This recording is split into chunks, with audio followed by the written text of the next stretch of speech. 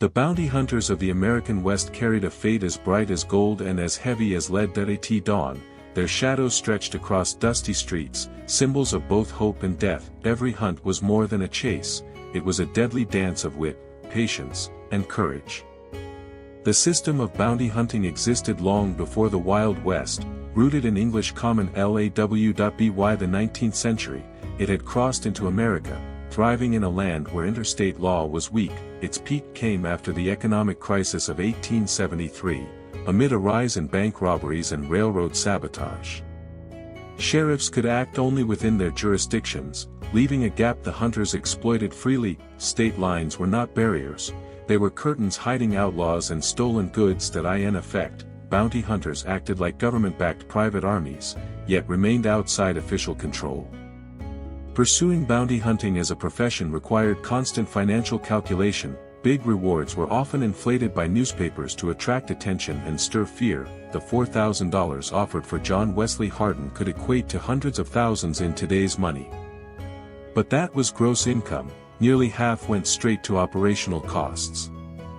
Renting and feeding a horse cost about $2 per day, quickly adding up over long pursuits. Tracking a target from Texas to Arizona could easily exceed $100 a month in horse expenses alone. Weapons, from Winchesters to Colt revolvers, required protection from dust and humidity. Each bullet cost 5 cents, a heavy weekly burden for hunters in constant practice. Legal fees added another layer, paying sheriffs or court officials to secure a lawful delivery. A typical hunter's net income rarely passed $1,500 a year, pushing them toward riskier targets. Only strategists like Bass Reeves could rival the annual earnings of a small-town bank manager. Reeves, with more than 3,000 captures, became one of the era's most effective lawmen. Survival depended on more than firepower, tactical intelligence was crucial. Hunters often spent weeks disguised as farmers or laborers to track their prey. Patience, reconnaissance, and deception were as lethal as any rifle or revolver.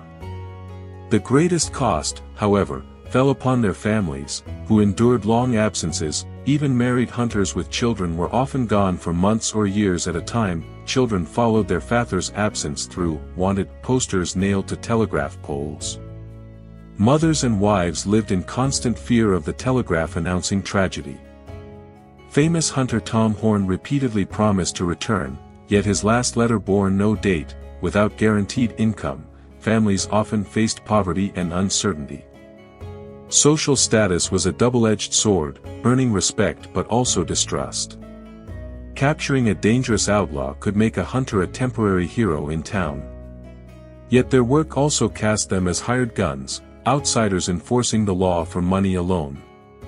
Economic pressure created moral loopholes, fostering hunter-outlaw partnerships. This was no one-time deal, it was a long-term, mutually profitable scheme. Hunters captured outlaws, collected the reward, and sometimes allowed escapes to earn again. Corrupt sheriffs even paid hunters through fake, wanted posters, bending the law. This was the darkest, least discussed side of Wild West justice. Retirement was a myth, most hunters were dead or crippled by their mid-40s. Danger came not just from bullets, but from nature's unpredictable hazards. In 1883 Arizona, a hunter chasing a target was buried in an avalanche. Long journeys caused dehydration, back injuries, and deadly diseases from dirty water. Bounty hunters became legendary figures, etched in the lore of the Wild West.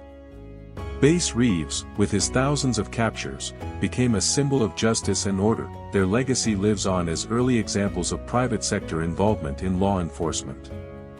They wrote the Wild West's legend with greed, courage, and blood-stained reality. The story of these shadows echoes forever, a warning in gold dust and gunpowder. Which historic profession should we explore next on History's Ledger? Share your thoughts in the comments and don't forget to subscribe to our channel to discover the lives that shaped history every week.